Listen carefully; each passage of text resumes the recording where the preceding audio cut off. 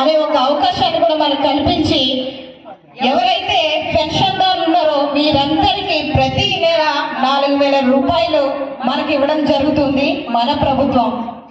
ఇక నిరుద్యోగ యువతకు ఉద్యోగ అవకాశాలు లేవు. గత 5 సంవత్సరాల నుంచి మనకి డిఎస్సి తీయలేదు. ఎంతో మంది చదువుకున్నటువంటి యువత నిరుద్యోగులుగా మిగిలిపోతా ఉన్నారు. కూలి పనులకు వెళ్తా ఉన్నారు, లేకపోతే వేరే వేరే ప్రాంతాలకి వలసపోయినటువంటి పరిస్థితి. ఇలాంటి కార్యక్రమాలకి ఎవరు కూడా వెళ్లకుండా నిరుద్యోగ యువతకు ఎంతమంది ఉన్నారో వారందరికీ కూడా మెగా డిఎస్సి రూపంలో ప్రతిపాదన తీసుకొచ్చారు. ఈ రోజుకి యువతకు 16,437 డిఎస్సి ఉద్యోగాలకి భర్తీకి అవకాశం ఇచ్చారు మన చంద్రబాబు నాయుడు గారు. తద్వారా ఎంతో మంది నిరుద్యోగ యువతకు ఉద్యోగ అవకాశాలు వస్తాయి.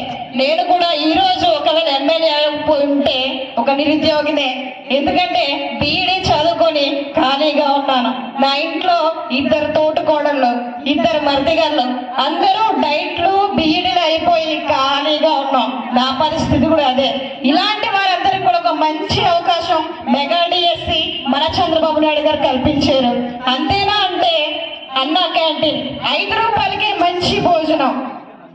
గతంలో మన చంద్రబాబు నాయుడు గారు ఎక్కడంటే అక్కడ అన్నా క్యాంటీన్లు పెట్టి మనం ఎవరైనా హాస్పిటల్లో ఉన్నా లేకపోతే ఏదైనా ప్రాంతాలకు ఎవరైనా చూడడానికి వెళ్ళినా మంచి అడ్డదిగల స్కూలు, గవర్నమెంట్ స్కూల్లో నీళ్ళు ఏమంటే అక్కడ కూడా 80,000 రూపాయలతో మోటార్ ఇప్పించాను.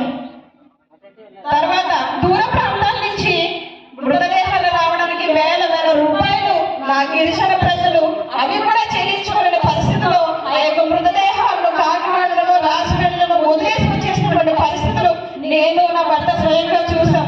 అందుకు చలించిపోయి నా సొంత కారునే అంబులెన్స్ గా ఇచ్చాను. తర్వాత నా మొదటి జీతం 1,70,000 రూపాయలు రాజమ్మకి మండలంలో 3 హాస్పిటల్కి ఇన్వర్టర్లు కొనిచ్చాను. ఎందుకంటే ఒక అంగన్వాడీ కార్యకర్తగా చేసినప్పుడు కరెంటు పోయి రాత్రులు ఏదైతే గర్భిణీలు బాలింతలు పడుతున్నటువంటి అవస్థలన్నీ కూడా నేను స్వయంగా చూశాను.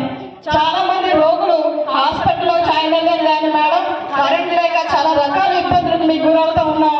దయచేసి ఈ కరెంట్ ఇప్పించండి, హాస్పిటల్లో మౌలిక సదుపాయాలు కల్పించండి అని చాలా మంది నాకు చెప్పడం జరిగింది. అందుకని 3 హాస్పిటల్లో ఇన్వర్టర్లు ఇవ్వడం జరిగింది. అంతేకాదు గతంలో ఎప్పుడూ లేనట్టుగా రంపచోడవరంలోనే మకం పెట్టాను. ప్రతిరోజు ప్రజలందరికీ అందుబాటులో ఉంటున్నాను. ఎవరు ఏ అర్జీలు పట్టుకొచ్చినా సరే వెంటనే తక్షణమే వాళ్ళ ముందే ఫోన్ చేసి సంబంధిత అధికారులతో మాట్లాడి ఆ సమస్య పరిష్కారానికి నా వంతుగా ఈ 3 నెలల్లో చాలా కార్యక్రమాలు చేశాను. అవన్నీ కూడా మీ అందరికీ తెలుసు.